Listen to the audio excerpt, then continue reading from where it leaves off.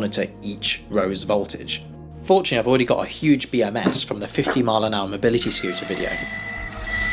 So let's get that moved. Boom, back with another YouTube video. Guys, thank you so much for your love and support.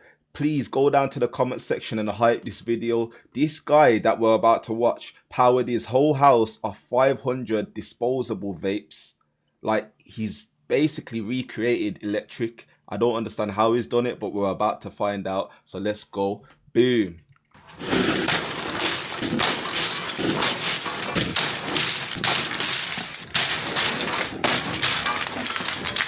This whole vape collection thing has got completely out of hand. Let's see if we can power a house with these things. A quick warning before we start, do not attempt to replicate anything I do in this video. It covers some pretty dangerous stuff. So these ridiculous disposable vapes have actually got fully rechargeable lithium-ion batteries inside of them. And these are the exact same batteries that we use in our phones and in our laptops. But these vapes have been designed to be thrown away after just a single use, which is just completely insane to me. So I've been on a bit of a mission to expose this by building a fully rechargeable power bank and e-bike battery out of them. And now I think I'm going to dial it up a couple of notches. So at their peak in the UK alone, over 1 million of these are being tossed away every single day. And while some places are finally banning them, in most of the world, this is still happening at a mind-boggling scale. So how about we find out how valuable these devices actually are? And can we use them to take this whole workshop, or maybe even my entire house, completely off-grid?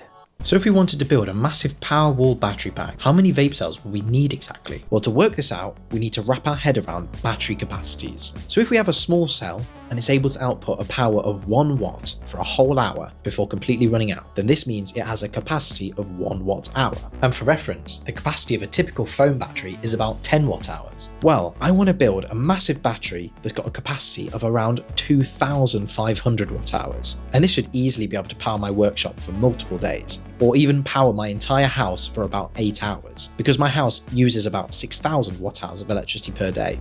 So the average capacity of a small vape cell is 1.8 watt hours. So to make this thing, we'll need almost 1,400 of these. But the bigger vape cells are about 5 watt hours, so we could get away with only about 500 of them. So in case you've not seen my other videos, extracting these cells is actually mega simple. You just rip off the bottom, pull all the insides out, and cut or desolder the wires from the cell. Now I've just got to do this another couple hundred or 1,000 more times. You might be wondering, how on earth did I get so many littered vapes? Well, for the smaller projects, I collected them from streets and from festivals, but this would have literally taken me years to get enough for this project. But luckily for me, there were some vape shops that take empty customer returns, and they were more than happy for me to take them off their hands, especially as they have to pay out of their pocket to get them disposed. Okay, I'm already seeing a big problem here, and I've formed a pile of good and bad cells. You see, if a lithium cell ever gets discharged below 3 volts, then it becomes damaged and unusable. And as we can see here, that's the case for about half of these, so they've been discharged way below their minimum capacity.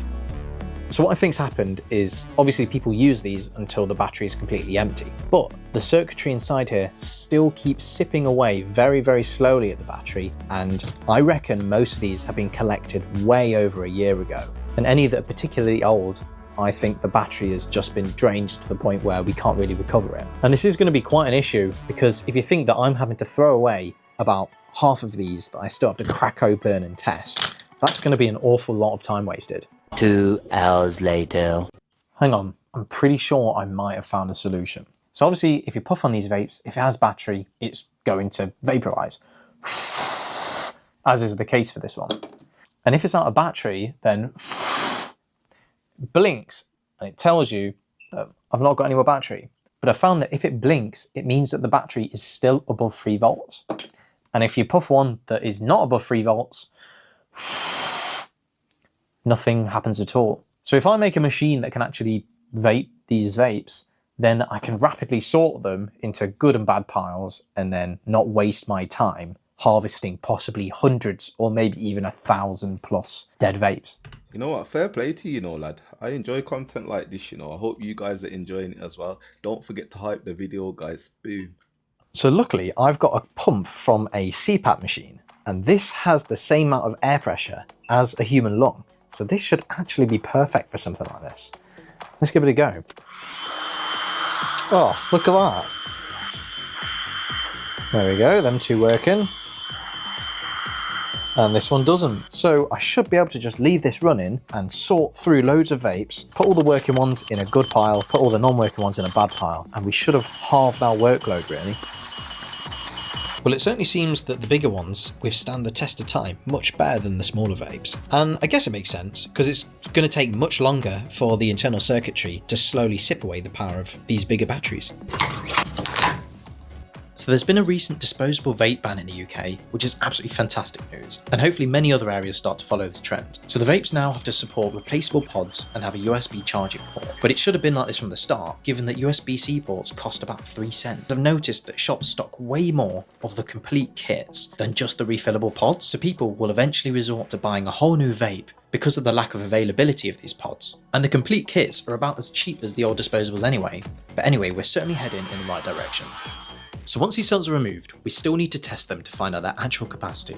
And as we're going to be connecting a bunch of these cells together in parallel, it's really important that they're all charged at the exact same voltage level. And that's why I got 3 of these cell testers here, which will automatically charge them all to the exact same level, and will also measure their capacity so we can group together the cells with similar capacities. So this thing of course was made for 18650s, which means we're going to have a pretty hard time hooking up these tiny little vape cells. And in the e-bike build, we added some crocodile clips to the top, but these were just dangling everywhere and it kind of spooked me out because they could easily short circuit. So I think we can figure out a way better way so that we can just slot in the cells nice and easy. It's going to save us a bunch of time because we're going to be doing this for hundreds of these cells. So I reckon we can make some conductive spring things. If we 3D print some small cubes out of flexible TPU and then wrap it in copper tape, then these will be nice and conductive and can squish down to the size of the cell.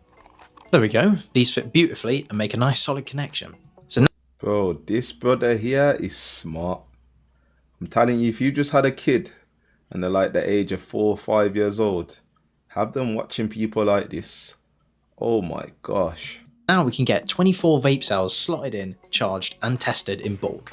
Once the cell has been fully processed, I write down the capacity on the side of it so that I can then sort the cells into groups of similar capacities. And it's actually really important for the cells to have the same capacity when they're connected in parallel. I'm going to focus on just collecting the big ones now, because with the small cells, I'm lucky if I get half of their rated capacity, so I'd need like 2,000 of them. So focusing on the big cells is definitely the way to go. I really don't think this little montage does justice for how stupidly long this cell harvesting process has taken me. By this point, we're already genuinely about 2 months in since I started filming. I mean, it takes about 2 to 3 minutes to extract and desolder each cell. So multiply that by at least 600, and then it takes about 2 hours for each batch of cells to then be balance charged and tested. That's the problem with these vape recycling projects. The amount of labour needed is just absolutely massive, and also shows why recycling programs for these things is such an enormous challenge and barely even feasible most of the time. Okay, so we should have around 500 cells harvested now, but when building big projects like these, we always end up needing a bunch of custom parts, whether it's PCBs, 3D prints, or mechanical parts for example, and finding a reliable place to get them all can be a right headache, which is where JLC PCB comes in, as they offer a true one-stop manufacturing service. So previously I've ordered custom PCBs from them, like in the vape battery power bank video, and this time I've used their 3D printing service to make a bunch of modules to hold all the vape cells together. Plus I grabbed a ton of extrusion from their mechanical parts store. Everything came out great, the quality's solid, price is super affordable, and it's honestly saved me a lot of time on this build. They also do CNC machining and full PCBA assembly, so if you're looking for a reliable one-stop manufacturer for your next project, definitely check out JLC PCB. The link's right below the video. Right, so now we've got about 500 of these all extracted and tested. So now we need a solid plan of how we're going to combine them and construct this thing. So to make my life easier and make this thing nice and modular, I'm going to use a 3D print to bundle 9 of the cells together in parallel. This will add up their capacities, so we'll form some low voltage, high capacity modules. We can then group a few of these modules together again in parallel to make an even bigger capacity parallel group of cells. Then we'll need to increase the battery voltage, which is done by making lots of these groups and connecting them in series to then add up their voltages. So I'll stack up 14 of them in series to give us a total voltage of around 50 volts. And there we go, we should have a massive high voltage, high capacity battery pack ready to go. So this thing's gonna be pretty enormous, so I think I'm gonna build it in 2 halves and then we can connect them together later on. Alright, so building this thing is going to take bloody ages. So that's why I've recruited some extra help from my friend Max, and he's actually the same guy that's been designing all the 3D prints for the past projects and even these little cell holders. So yeah, let's get started.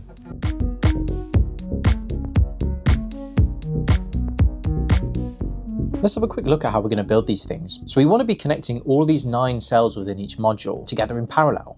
And that's why on the negative side, we've just got them all hooked up together using these bus bars. But then on the positive side, usually you would have all the positives linked together and you'd call it a day. But because this thing is going to be powering a literal house and could be drawing a lot of energy and also running for long periods of time, I want to add some extra safety in there. So instead of directly connecting all of the positive sides together using the copper strip, we solder a fuse between each cell in the copper strip, meaning every single cell in the pack will be protected against short circuits.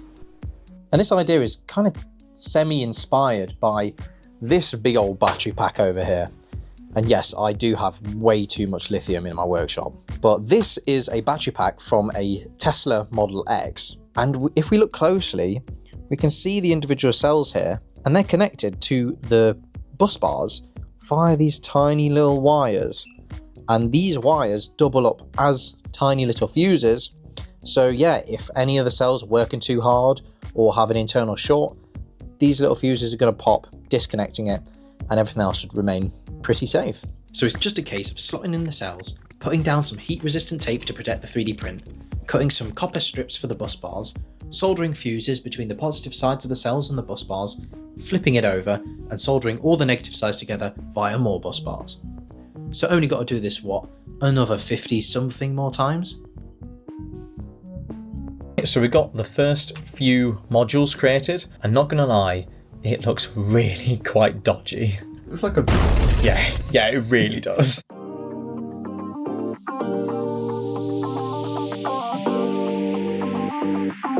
Here we are, we've got 50 something modules finally built, and this should be enough to bundle them together and form 14 parallel rows. Right, so obviously these modules are going to need to be connected together to form the final parallel rows of the power wall. To get them all mounted up, we insert these 3D printed holders into each module, which will let us clip them onto some aluminium extrusion. Then we bolt them down so that they're properly locked in place. Yep, these things aren't going anywhere. And then for even more soldering to get these modules finally connected together in parallel. So again, I'm just using more copper strip here to link up these things, and I'm trying my best not to melt the 3D prints too much. Then I flip it over to connect up all the negative sides, and there we go. We've got a row of 36 cells all in parallel now. Then to finish it off, I put some silicone around the cells just to make sure they're held in there properly. And once again, I need to repeat this a bunch more times, 13 to be exact. You know, I'm starting to think this project might not be too good for me, given all the solder fumes and residual vape liquid. Yeah, the workshop certainly has a weird smell to it.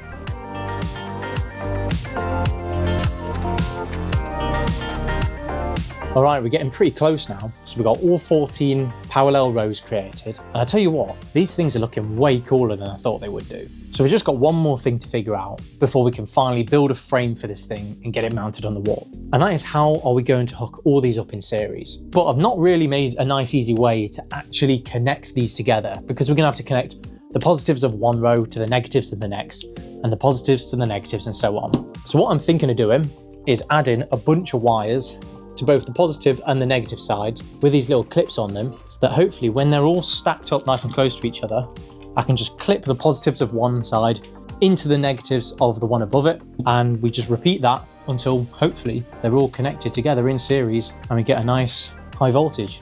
These wire clip things are called Wagos, and they're going to make my life so much easier, because I really don't fancy sticking a soldering iron in the middle of a live battery pack while we're connecting it all up in series. And then here I'm using some Kapton tape to insulate the tops and the bottoms of the cell. This is actually super important because some stray metal could easily accidentally short out some of the inside of the battery pack and start fires. Realistically, this tape isn't quite enough, and I'll add some more insulation later, but I think it'll do for now. Right, one half assembled, and this thing is pretty bloody heavy. Oh, he's took the piss out of this. Like, he's absolutely smashed it, chat. Like, you gotta give this video a like, and actually go and like his actual video as well, because yo, he's absolutely smashed this. Like, what the hell, bro? If this works, bro. I mean, I don't know what I expected, seeing as there's literally hundreds of cells here. But yeah, that does way more than I thought. I tell you what, using aluminium extrusion is absolutely perfect for projects like these. Everything just bolts together dead easy, and it is mega strong. Right, the frame is constructed, and this thing is an absolute unit. So now we need to get these cells finally connected in series. As we explained earlier, it really is just as simple as clipping the positives from one row into the negatives of the next using these little connectors. So just like that. There we go, that's one connection done. Just got 4 of them to do on each side for each module. Let's just take a quick minute to appreciate how dodgy and dangerous this is, especially with all the wires and stuff hanging out. Yeah, I am paying very close attention to what I do right now, and I definitely do not recommend anyone ever builds a battery pack like this. So now we've hooked up each half in series, we can measure the voltage across each half to make sure it's around what we would expect. There we go, 25 volts on this half. That's looking pretty good. And another 25 volts on this half. So that's fantastic really, it tells us that everything is perfectly as it should be. So now we've just got to connect both of these halves together. So we're going to connect them at the bottom, and then this is going to be our negative, and this side is going to be our positive. So we'll just have our connector up here. Now let's get on to how we're going to link up these two halves. So we could use the clips to make a direct connection between the two halves, therefore putting them both in series. But we could also kill 2 birds with 1 stone by linking them together with a big chunky fuse. You see, if something goes wrong and we draw too much power from the battery, the fuse will pop, disconnecting this link between them and not allowing any more power draw. But by having a fuse in the middle, it means that even if there's a fault on the inside of the battery, where the two halves internally short together, then the fuse will also pop and save the day. So I'm definitely going to do this. Makes sense. And there we go, just like that, we've got 50 volts. Absolutely spot on. And finally, it is mega important that any battery pack has a battery management system, or BMS. This will monitor each parallel row of cells and make sure everything's healthy. If you don't do this, then there's a good chance that it'll explode, as I've seen in the past. To wire up the BMS, you have to connect a wire to each of the parallel rows so that the BMS can monitor each row's voltage. Fortunately, I've already got a huge BMS from the 50-mile-an-hour mobility scooter video. So let's get that moved over. I've added a bunch of clips to the series connections that take in 3 wires, which means that we can just clip in all of the wires from the BMS.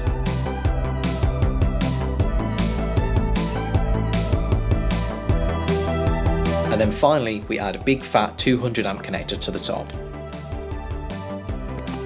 Right, battery management system is all completely hooked up now, and I've doubled and triple checked all the connections, and it does look fine. So hopefully we're not going to be releasing any magic smoke, but there's only one way to find out.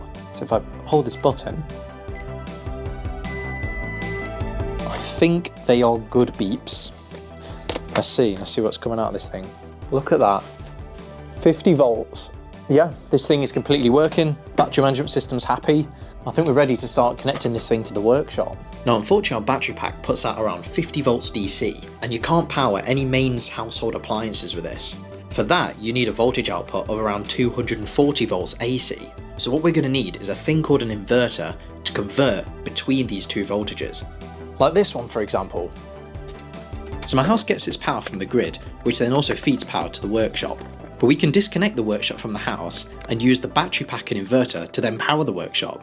Theoretically, we could also disconnect the house from the grid and then feed power from the inverter into the house as well, which means everything will be completely off grid. Alright, so we've got the battery all connected to the inverter, and the inverter should be hooked up to the workshop now. So inside this box, we can see that we're getting power from the house at the moment. So if I turn this off, there we go, no power, very spooky. And then here, this is the circuit breaker for the inverter. So let's turn that on. Right, now if we switch on the power of this thing, there we go. Now we'll just have to give it a few seconds to boot up. Right, so we can see we've got 49.2 on the input and 229 on the output. This is what we want to see. So theoretically, if I turn this, oh, look at that. This workshop is now being completely powered 100% from these vape cells. This is crazy. Right, there we go, got the oscilloscope going.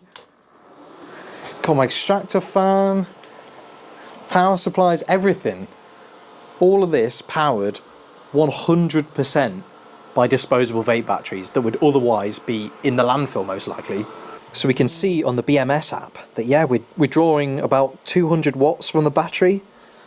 And here we go, the inverter, yep, 200 watts of power draw. This is just amazing, isn't it? Okay, now for the test we're all waiting for. Can we actually feed power back into the house? So we're in the house now, and I've turned off a big switch outside, and we've turned off the main switch here. So we have absolutely no power at the moment. Nothing. All right, so we're back in the workshop. We've got the inverter all powered again. So if you flip this, okay, that's what we expect. That's power going to the workshop. Now if we flip this, oh, the fan's kicked in. It's certainly working harder. Let's go and take a look. Check this out. So we're still completely off grid here. Main switch is off, and the microwave is absolutely happy. Got lights working. Let's see what else is working out here. Yep, extractor fan's all good. And I tell you what, I bet we can even make ourselves a brew. Yep, there we go. Working absolutely perfectly. So to answer the question, can you power a whole house using just disposable vape cells that are thrown away in the millions? Then yes, you absolutely can. Right, and check this out. I can even edit this exact video using the power of disposable vapes.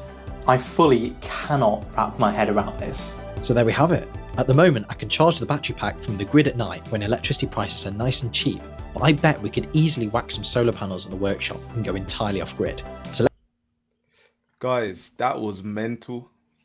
I didn't think I thought it was clickbait. I'm not gonna lie, like, you are done it. What the hell? Like, comment, share, subscribe. Boom.